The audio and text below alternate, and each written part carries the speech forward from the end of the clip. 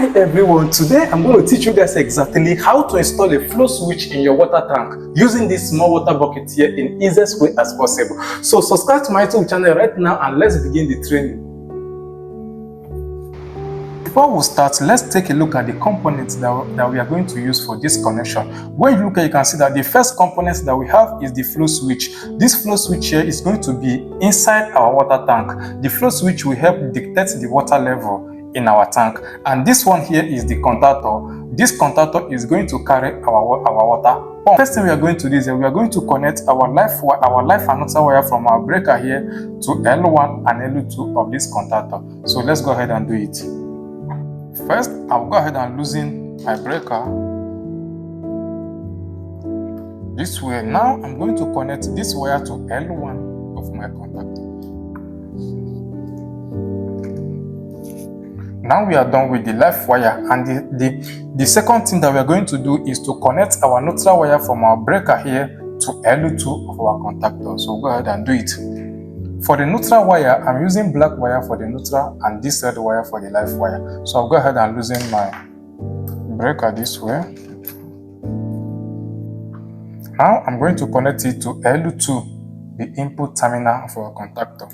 So let me go ahead and lose it.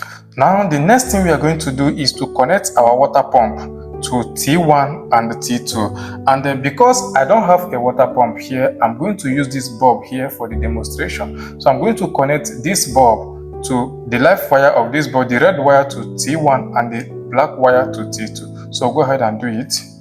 First, I will go ahead and loosen the T1.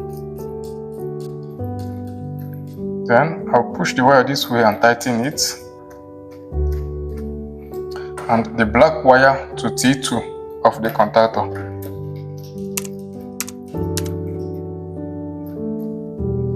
And now we are done with the power wiring. Remember, our live wire goes from our breaker to L1 and L2 of our contactor. Then your motor pump, you will connect it to T1 and T2 of your contactor.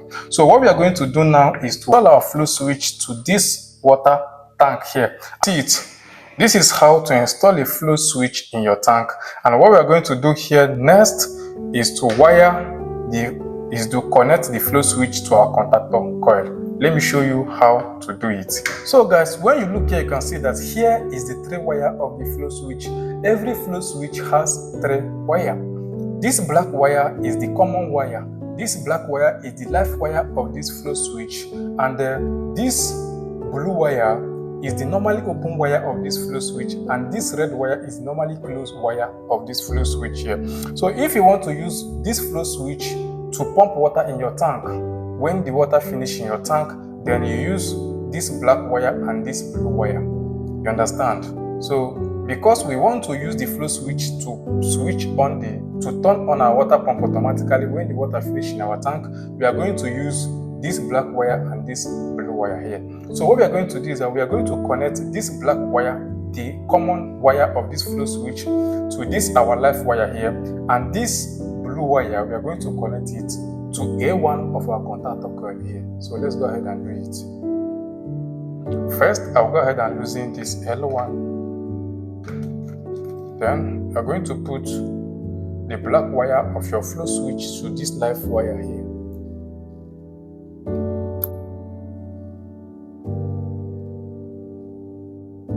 Tighten it.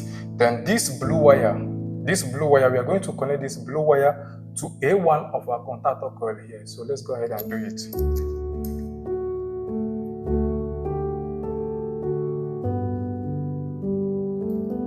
I'll go ahead and loosen the A1 of the contactor. Now another thing we are going to do is to connect our neutral wire from this L2 here to A2 of the contactor coil. And tighten it.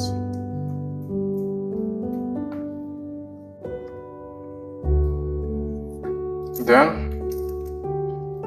from here I will connect it to A2, the contactor coil.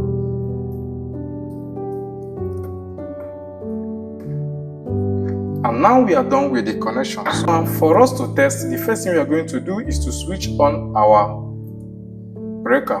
And now our water pump is off because there is water in our tank. You understand? So there is no water in your tank. The flow switch will be in down position. You can see it. You can see when there is no water in your tank, your water pump is going to switch on automatically and water will start pumping to your tank. So as water is pumping, as the water level rise, the flow switch will also rise with the water. As the water is pumping, the flow switch is going up till the water full in your tank this way. You can see it till water full and the flow switch will switch off your water pump automatically. Do you understand? You can see it now.